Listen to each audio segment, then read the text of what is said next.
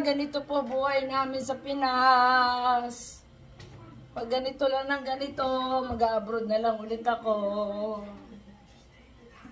Nakakapagod mag-alaga ng ako. Hinele mo na, pinadede mo na, umiiyak pa rin siya. Babalik na lang si Lola sa Taiwan. Ay, ay, ay, ay, ay, ay.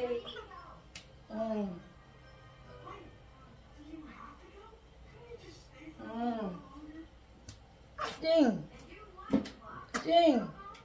Wala na itong hanin na to. May hanin ng bago, diba?